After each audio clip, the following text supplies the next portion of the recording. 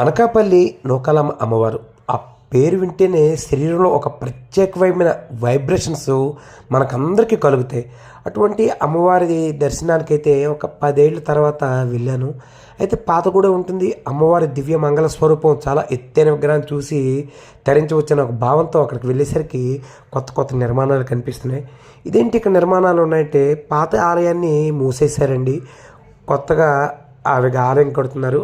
అంతవరకు ఉత్సవ విగ్రహాన్ని దర్శించుకోండి అంటే కొంచెం అసంతృప్తి కలిగింది. ఎందుకంటే 10 ఏళ్ల క్రితం వచ్చాను, అమ్మవారిని చూడగానే ఒక చక్కటి అనుభూతి కలిగింది. ఇప్పుడు ఉత్సవ విగ్రహం ఏంటంటూ లోపలికి వెళ్ళాను.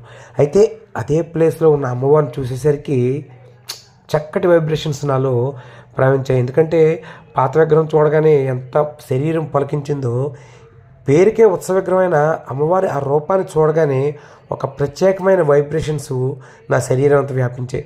వెంటనే అమ్మవారిని చూసిన వెంటనే 2 చేతులు అలా దగ్గరగా పెట్టుకొని మొక్కుకున్నాను. అందరూ బాగుండాలి, అందులో నేను ఉండాలని మొక్కుకోవడంతో పాటు అమ్మవారి ఉత్సవ విగ్రహాన్ని అయితే చాలాసేపు చూసి అలా నిల్చుండిపోయాను. నాతో పాటు చాలామంది అమ్మవారి ఉత్సవ విగ్రహం ఉందని తెలియక చాలామంది వచ్చారు. అమ్మవారిని దర్శించుకొని ఎంతో హ్యాపీగా ఫీల్ అయ్యి వెళ్తున్నారు. చూడండి.